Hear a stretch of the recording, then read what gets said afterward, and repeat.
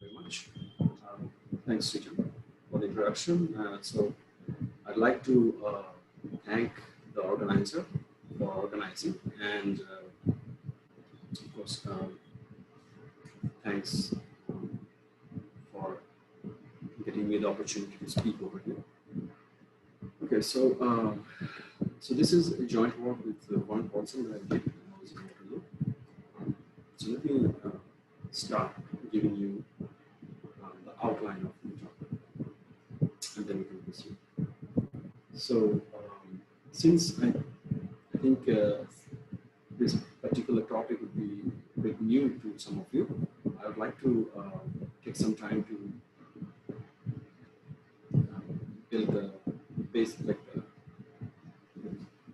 basic things about this subject as quickly as possible. So I'll tell you a little bit about finite input-output games. These are also called non-local games. So these are all games between two players. I'll describe it more elaborately. And with each finite input-output games, of course, I will give, in this case, I will give only one example that will be relevant to the talk. And a special kind of games, these are called synchronous games. And with them, there come synchronous correlations. And this type of games are nicer because it has a very nice connection with theory of traces on certain C-star algebras. Mizanur, sorry to interrupt you.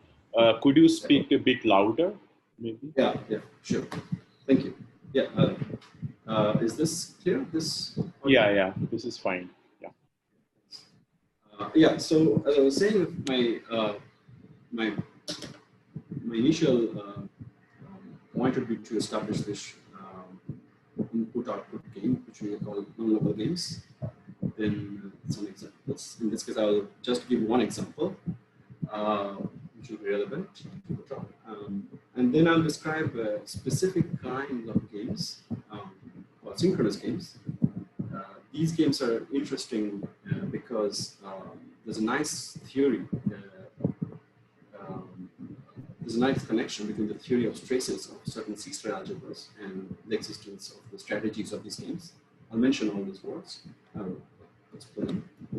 And then I'll talk about this new class of games, which we call bisynchronous. So these are synchronous plus an extra assumption. And with these games come synchronous correlations.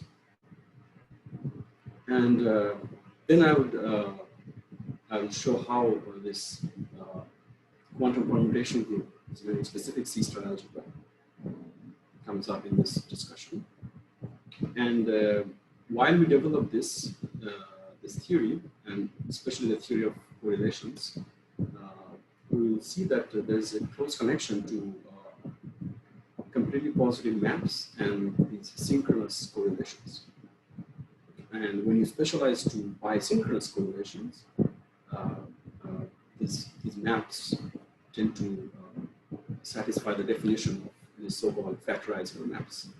These are recently introduced by Hagerup and Musat in 2011, I suppose, and because they were trying to understand conjecture that was from quantum information.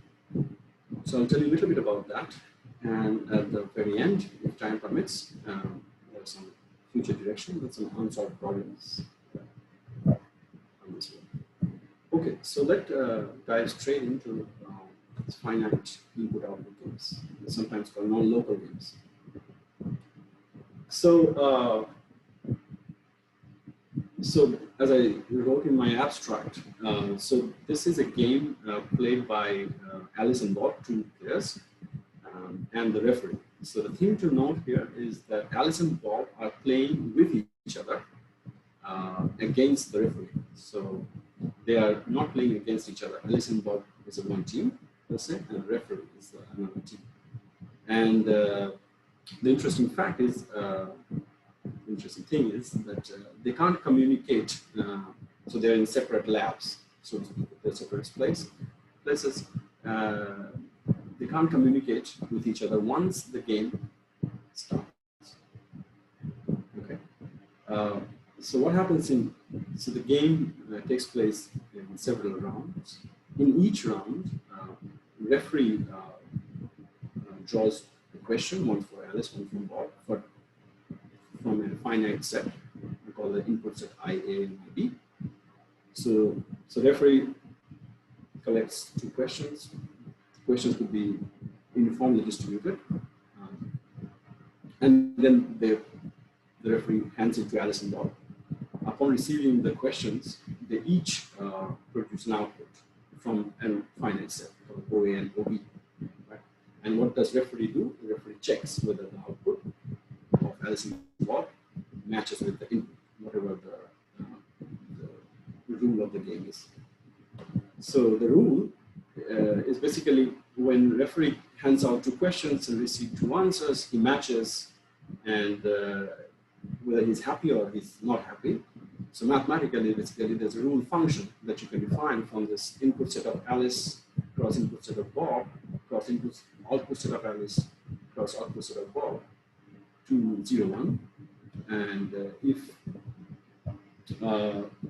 upon receiving XY, they produce AB and lambda comes out to be 1, that means Alice and Bob have won that round. So they have won the round. And if the lambda with this 4 tuple XY AB is 0, then basically they lose. So the game, consists of many rounds. So each round you have this procedure. Okay, so the thing to note is that they both know the rule function. So they both know the rule function, that what output to give you the right lambda value to be 1. So they can create a strategy for winning before the game starts. Once the game starts, they can't communicate, and hence they must produce output without knowing what the input of the other player is. So Alice doesn't know what question Bob was asked, and Bob doesn't know what question Alice was asked. And yet they have to produce an output AB such that XY AB and lambda has to be 1. And because they can't communicate, that's why it's non-communicating. So so now if this is how the game's gonna go, one wonders how they can go about playing this game. So what strategy that they can adopt to win this game, of course, win every round. And given certain access of resources, they can come up with different strategies.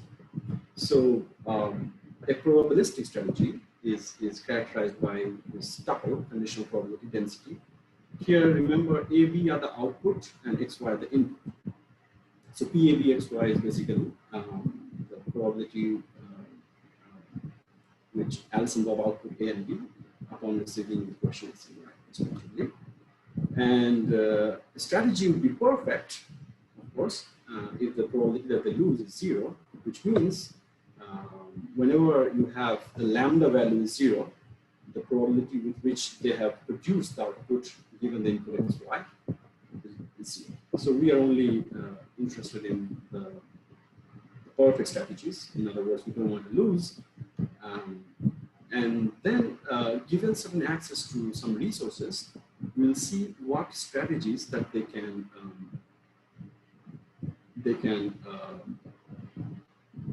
adopt to play this round so that they don't want to lose. So one class of strategies, or one strategy, what is called the classical strategy or the local strategy. And mathematically, the way this strategy arises is basically you have to just mention how this probability arises. And if you mention how the probability arises, then basically you are giving them what kind of strategy it is.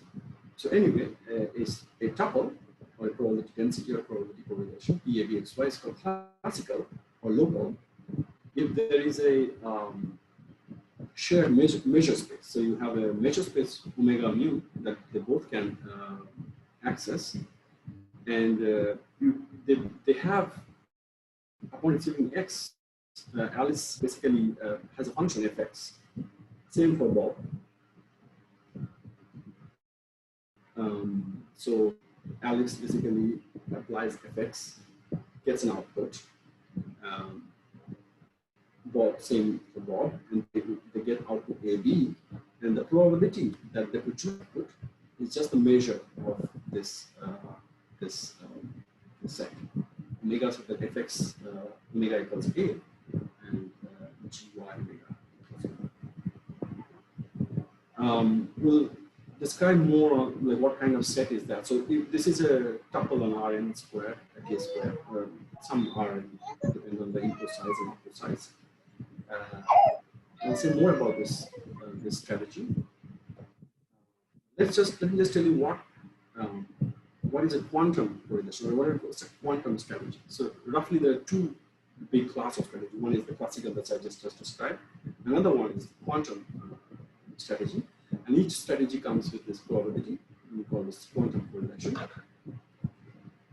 and this quantum correlation arises as follows. So both players, Alice and Bob, have access to finite dimensional space. That's where the state space is modeled. And for each input, Alice has a bunch of projections called POVM, projection value of measure, and so that there's some over all the output set, you get identity on that input space. Ditto for Bob. For each input Y, Bob has a collection of measurement operator or POVMs. That means when you sum up with the sum on the output set, you get identity of those projections. And what they share, so they don't communicate, but their labs are what is called in quantum mechanics are entangled. They share an entangled state. And mathematically, that just means that they share a unit vector. Let's say we're talking about pure entangled state. So there's a unit vector in these two input space, in the H8 tensor HB, which is not of the form psi tensor phi. So that means this vector is not your product, not a product. It's not a product vector. So it's a concept of entangled state, and we don't need to know much about it. We just need to know that this psi is not a product vector. But how are they related? Here is the relation. So the probability that comes out from AB given XY is, so you take the measurement operator from Alice's side, EX. Remember, Alice outputs A upon receiving X. So you get the projection operator EXA, and you tensor that with FYB, corresponding Bob's projection. And on the tensor product, now this is a tensor product of two projections, and you just apply this operator on side, you take the inner product.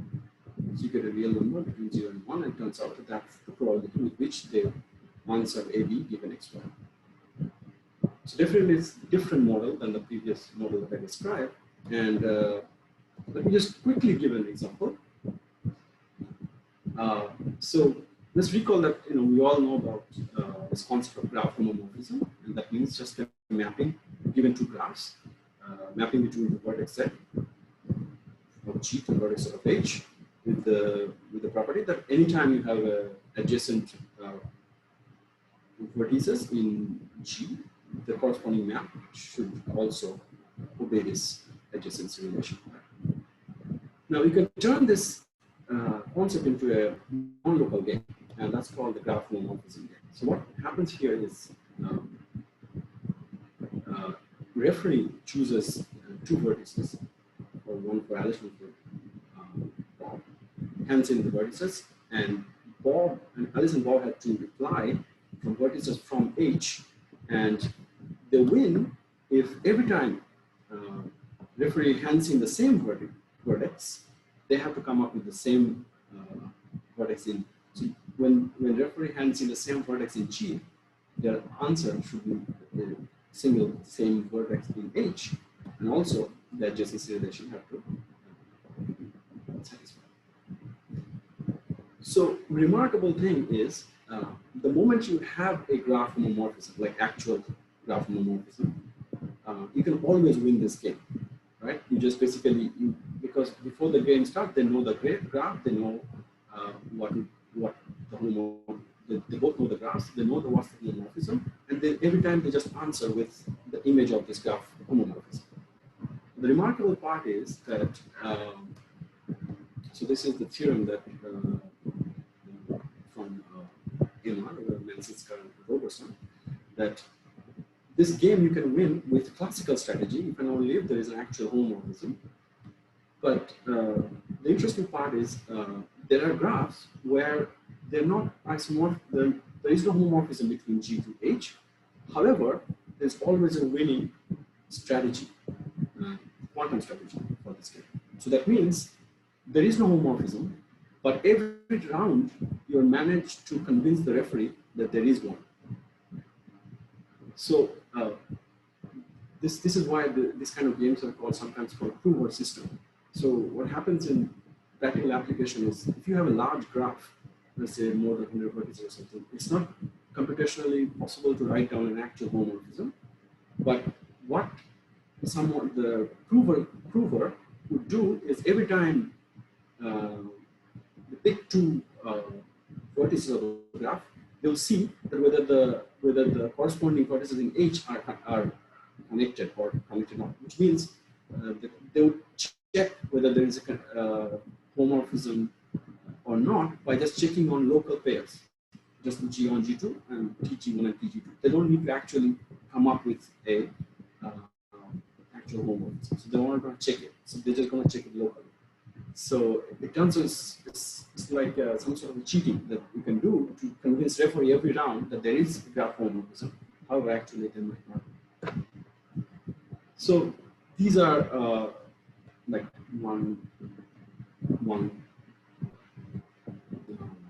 two strategies that I've described, two class of strategies.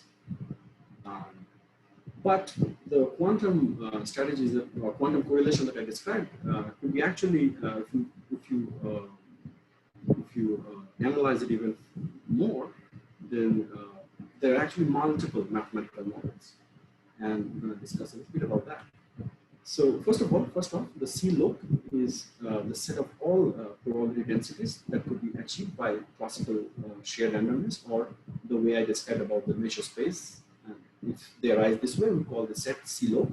This is a nice convex and compact subset of R to the power n squared k squared, where n is the number of input and k is the output. So if the probability that they play with, or they respond AB upon X squared, if that comes from this set, then we call that they have a classical strategy, or the game has a classical strategy. And the quantum model that I described was, remember that we had Alice and Bob had access to finite dimensional Hilbert spaces, and then this shared entangled state in the tensor product. But then you can drop and so if you collect all those correlations and call it CQ, this is called the quantum correlation. And same thing, if the probability comes from this set, we call the game as a Q strategy. And then you can drop the finite dimensional assumption and let Alice and Bob have access to an infinite dimensional spaces separately. And then they of course have a shared entangled state. And that set, so you basically enlarge your system. That set is called CQS, quantum spatial. Again, probability coming from this is called QS strategy. And QA, which denotes the closure of either of these first two sets. So it turns out that Q and QS, their closures are same. Not a trivial fact, but anyway, that's one fact. So it's not clear whether this CQ and CQS are closed or not. So you just take a closure, and those are called quantum approximation as well. And the biggest of all are called the CQC, it's a quantum commuting model, where what you see is there's no tensor for it anymore. So you just imagine that the whole world is inside a giant state space. So just one single Hilbert space is enough. But you want your measurement operators, that means the pure time operators, to commute. So in this case, the measurement operators would all commute. And they act on a single Hilbert space, and there is a state. There is a unit vector for which PAD XY arises exactly the way that I described before. EXA psi psi. Okay, so these are different math models, and Cyrelson was the one who introduced these models and wondered whether these quantum models are all equivalent. So from finite dimensional state space to infinite dimension, and then you have this closure of that, and then you look at the commuting models, you see all. And he didn't know, he was wondering whether these are all the same, and now we know that this is far from being true, but real interest came over the last, I think, mainly over the last decade, or mainly starting from Maria Sunge et al. In 2011, and then Ozawa, where combined their work, it could be proved that if you consider the case of n inputs and k outputs, then CQA equals to CQC for every n k bigger than equals 2 is equivalent to having an affirmative answer to Cohn's embedding problem. Now, Cohn's embedding problem is a very operator algebraic problem, and the relation, roughly the statement is every finite quantum algebra can be embedded into the Treasure algebra of hyperfinite true factor. So seemingly these are not at all related, but through Fishberg's work, they show that when you're asking CQA equals CQC, you're asking whether min and the max tensor product of certain C-star algebras are same or not. And that's basically one version of Cohn's embedding. All right, so let's see how we're doing with the time. Okay, so we still don't know most of the things about these sets that you want to know, but here are the things that we know so far. So first of all, as subsets of Rn squared k squared, C log is a strict subset of CQ, and so that means the sort of quantum states, the sort of quantum correlations, is strictly a bigger set than the local correlation. Of course, this is the obvious thing. CQ is a subset of CQS, because remember QS in the spatial case, we dropped the assumption that they have a finite dimension, so we can just choose any input space. And CQC is the biggest of all, because there you just talk about any non-Hilbert space, not tensor body. So anything is subset of CQC. And as I said before, the closure of these two sets, CQ and CQS, turns out to be the same. We call it CQA. And it's not until 2017 where Slopst announced that CQ is not closed. We didn't know whether the CQ even was closed or not. So Slopst showed that these CQA and CQ, the closure and the regions, are different. And there was quite a breakthrough in this field. The machinery he used was heavy group theory and embedding representation theory. And he proved that if you take a large input size close to 100, then CQN8 is not closed. And in the same year, Dykema, Paulsen, and Prakash, they showed that even CQS is not same as CQA, but their result was very low dimension. So n was as small as 5 and k was as small as 2. And they showed that in anything bigger than that, you can always separate these two sets. So that was quite a major progress. And then later on, Colangelo and Stark said that they showed actually a game where you can win with infinite dimensional space with more finite dimensions. So CQ and CQS are not the same. And just to put things in right order, in early this year, these group G, Natarajan, Vivek, Wright, and Ewan announced a result on quantum complexity theory that basically tells you that would imply that the CQA and CQC are not the same, and that eventually leads to a negative answer to quantum. Okay, so that's what we know so far. But what I'm going to talk about next is this one class of games, called synchronous games, and the related synchronous correlations that have very nice connection with traces and system algebras. So you call a game synchronous is if, first of all, the input set for Alice and Bob has to be the same. And so on the output sets. So definitely draws from the same set questions, and Alice and Bob to answer from the same set. And what makes it synchronous, or what makes it slightly special, is that if they both receive the same question, they have to answer with the same. They have to respond to the same answer. So if you call a synchronous correlation, a correlation synchronous, if X and X, that means their inputs are same, then if they respond with A and B with A not equals B, then that B is 0. So that means they will lose. So they would always their correlation would always have this constraint that every time they receive the same question, their output is the same.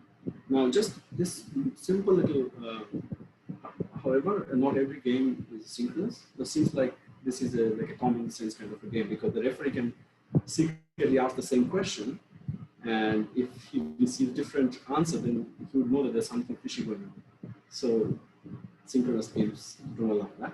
But there are other games which are not synchronous, and it just doesn't. It's not a binary kind of thing in this games. But anyhow, why synchronous games are nice? Because we'll just see shortly that. Anyway, so before we go there, whenever I'm going to mention a correlation to be synchronous, I'm going to use the superscript S. So a synchronous game is given by these three sort of parameters of data, if you like. I for input set, O for output set, and the lambda is the rule function. And there are many games which are synchronous. There's a graph coloring game. So what a graph coloring is, you want to color a graph, but you have a restriction that no two adjacent vertices would have the same color. So adjacent vertices would have to have different color. So you can turn that concept into a game called a graph coloring game. That game turns out to be synchronous. The graph homomorphism that I just described in the beginning of the talk is also synchronous. Another game called graph isomorphism is slightly difficult to describe, and right now we don't actually need it, but anyway, it's related to the concept of graph isomorphism. That game is also synchronous. And we'll see that this also is a synchronous game. Anyway, so the main motivating factor of this work is this theorem from Paulson and his collaborators from 2014. What they showed was, given a synchronous correlation on any input and k output, if that correlation comes from this QC set, remember QC was this massive set, that comes from this QC set, synchronous QC set. If and only there exists a C-square algebra generated by projections, EXA, satisfying this condition that when you sum this projection on the output set, they have to give you the identity. And the C-square algebra always has a trace such that the probability is given by this moment, tau of EXA and PI. So basically, the probability arises from certain traces in the C-square algebra projection. And moreover, if your correlation coming from CQ or synchronous, so that means the Hilbert spaces that they have access to a finite dimension, it turns out that this algebra that you got by these projections, you can take that algebra to finite dimension. In other words, this algebra could be represented in finite dimensional algebra.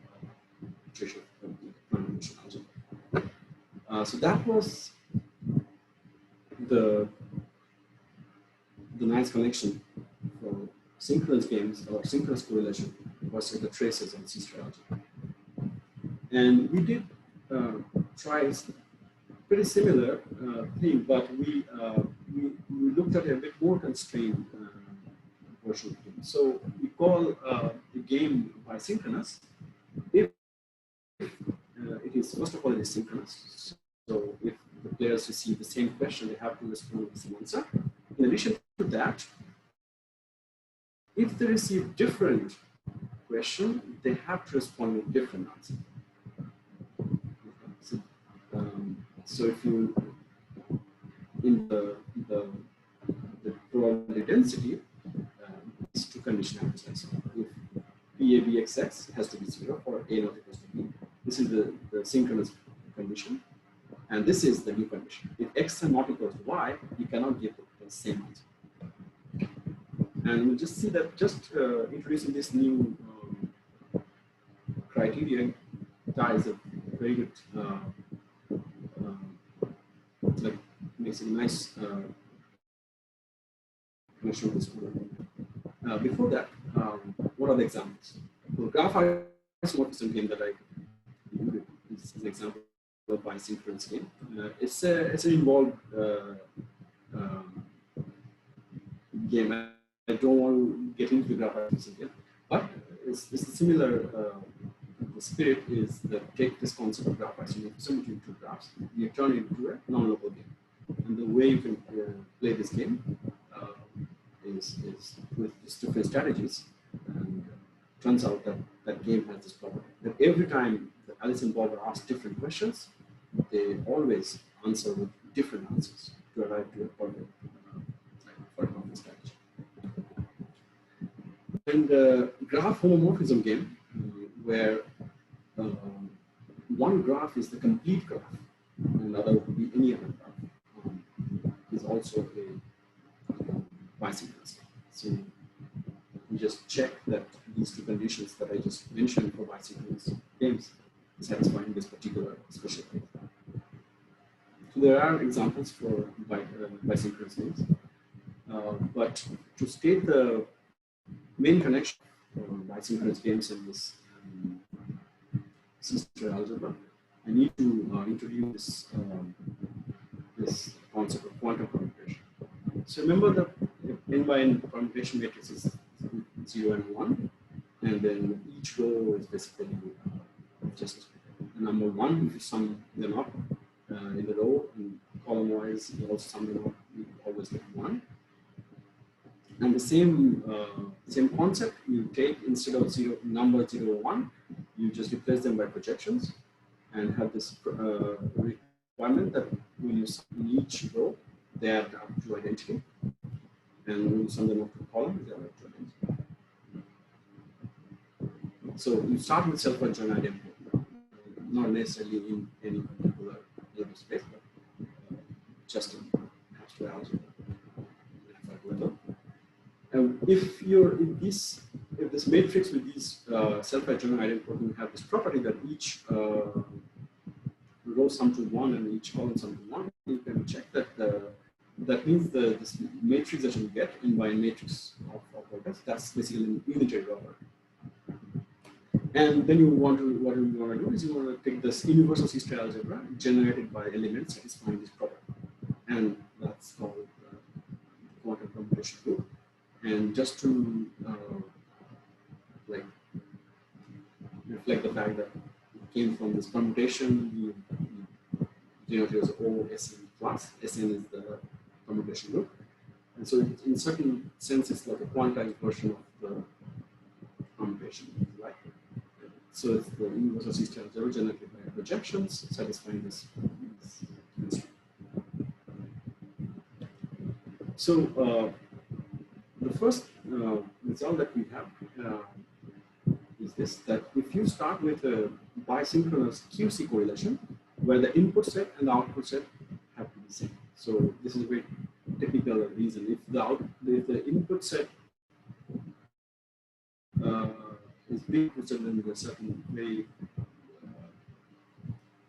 annoying things happen. So we have to restrict ourselves with the same input and same output set. If you have that, then every QC bisynchronous correlation arises as a trace on the quantum permutation group, and the probability just comes as the moment of those of EXA, EY. So there's a tracial state that gives rise to the probability. Tracial state on the OSN plus. And if your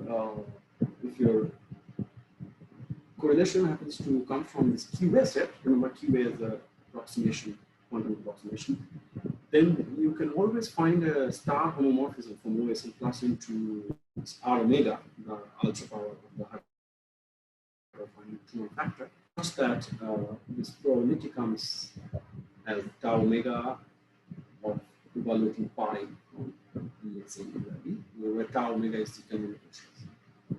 This is this happens because in 2017, Helton, Paulson, and other collaborators, they proved that anytime you have a synchronous game and it has a QA strategy, you can always represent the corresponding algebra into R omega. And this work also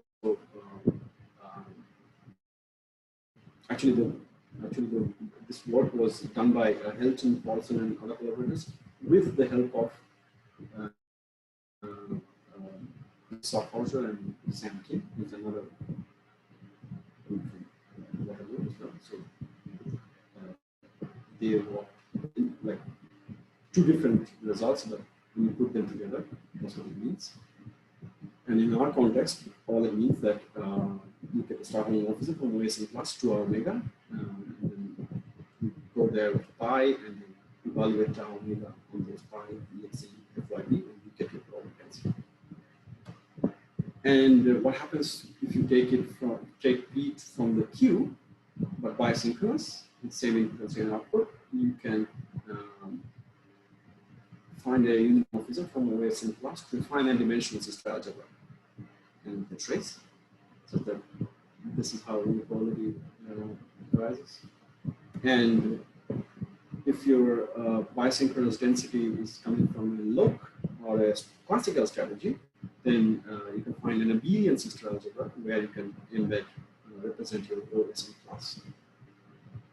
And you get probability as this. So all the strategies of a bisynchronous game, all different strategies, are basically reflected by this representation of this OSN plus. So that's our main theorem.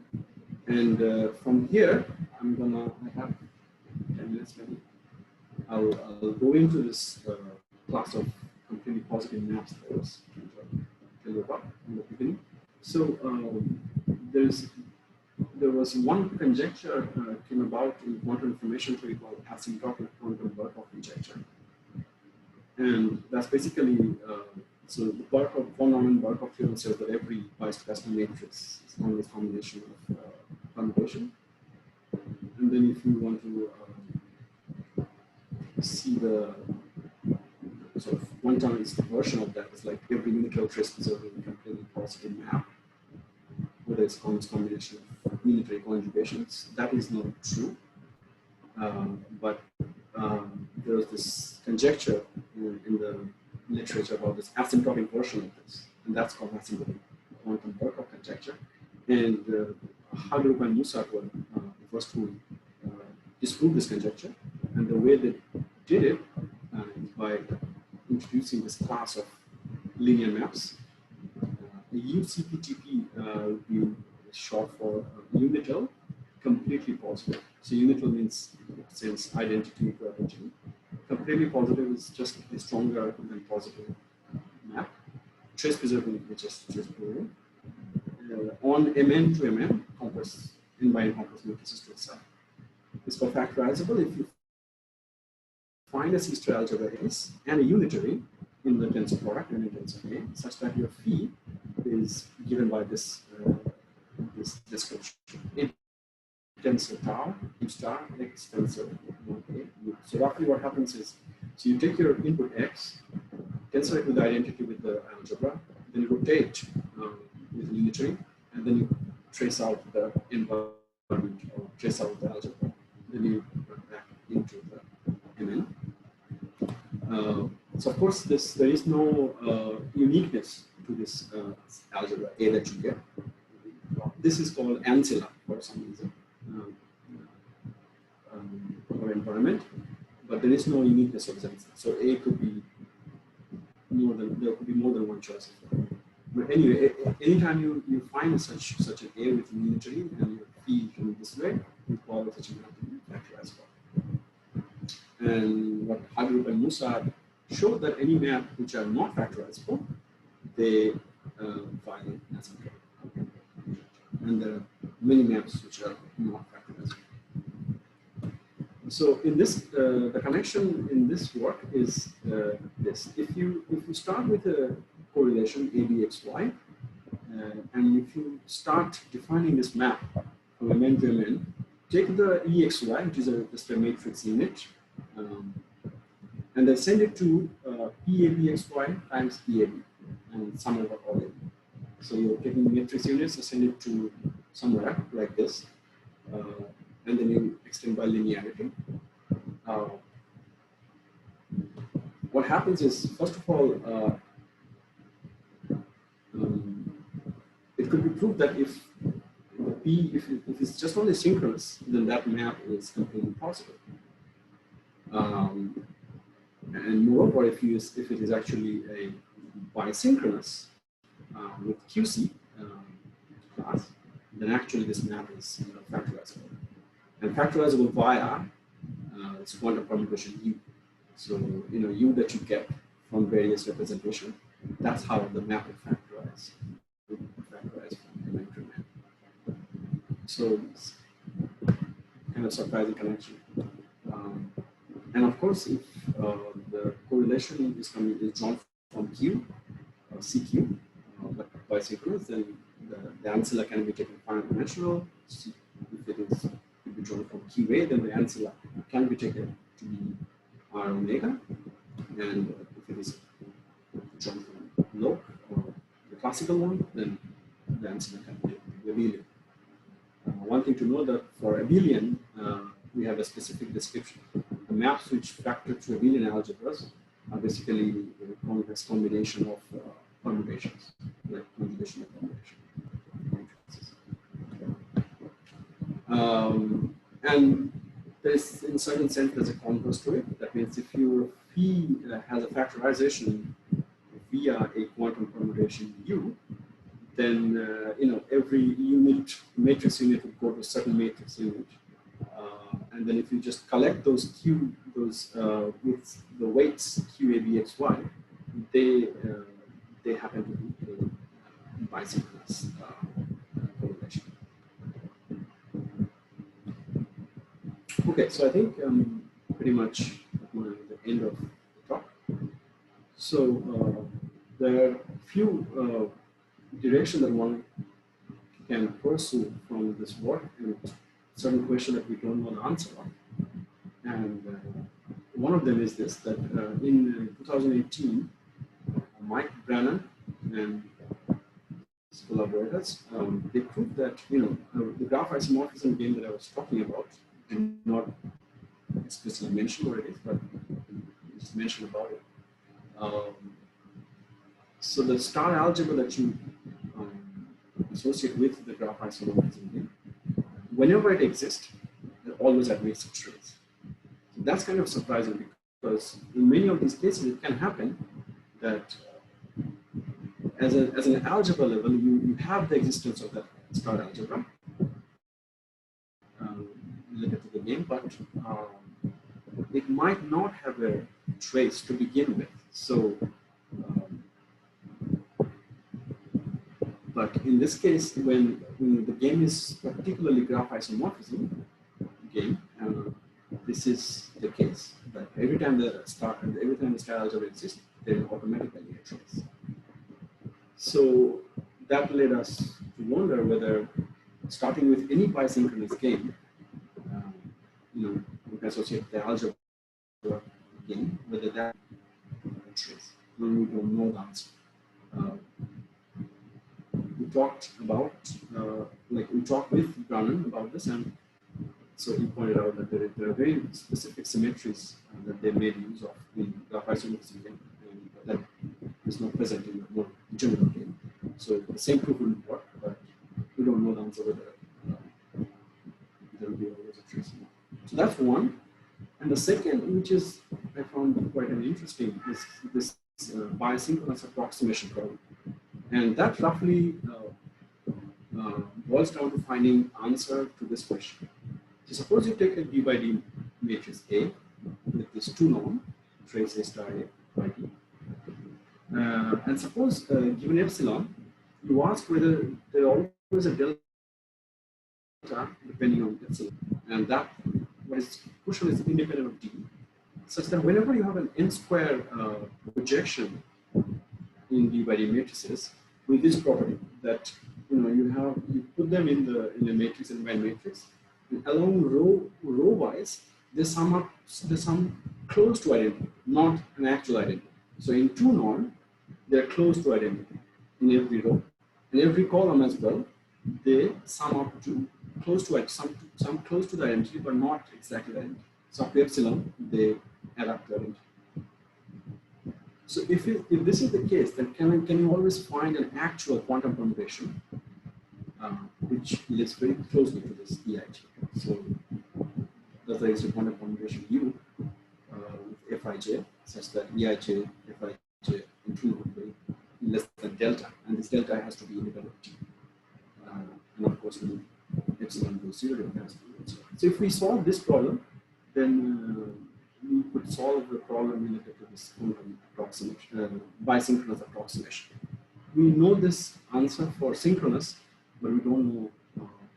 So in synchronous, we can do it, but this controlling a matrix with both rows and columns will not be difficult for us.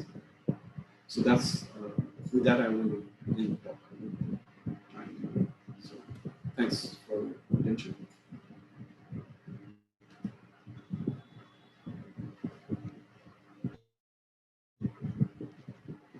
Okay, thank you for the nice talk. So are there any questions for the speaker? So there are some questions in the chat. Yeah. Maybe I would. Yeah. I just, this Raja here, I just want to ask one question. How exactly you associate an algebra to a game? What is the scheme? So that's a nice question. I think I should have mentioned, but I thought that my time would be less. So that you can only, you can do it for the synchronous case. So what you do is so you have this, suppose you have a synchronous game, so G, I, O, and lambda. So what you do is you take C-star algebra generated by, not C-star algebra, star algebra generated by certain projections, or idempotent, self-idempotent, where they sum to identity for when you're taking the sum of the output set, and the way the rule function behaves, that means lambda x2i ab equals 0, whenever that is 0, the projection exa times YB has, so when you multiply these two pairs, that would be 0. So these are your relations. So take the star algebra generated by those idempotents and mod out by these relations. The algebra that you get, that is called the game algebra for synchronous game. And what Paulson and others showed that algebra, having various representation of that algebra would reflect having various strategies for the game. Thank you.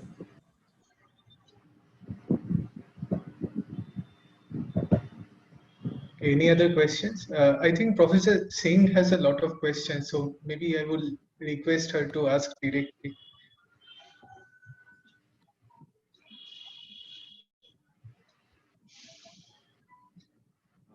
I don't know how to read the chat box. Where is the chat?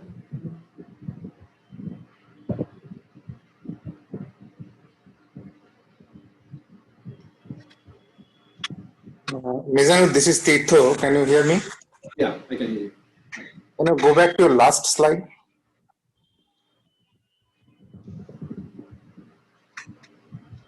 Yeah.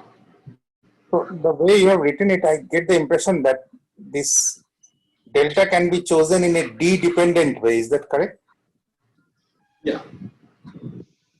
I mean, so that's one thing that you can choose D-dependent, and another one is like you can always, there are quantum permutation in each dimension.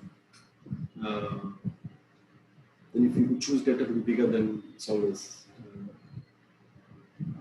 that doesn't satisfy what we want. What we want is a delta which is independent of G, because we want to pass it to the approximate version, and which does not depend on the dimension. Okay.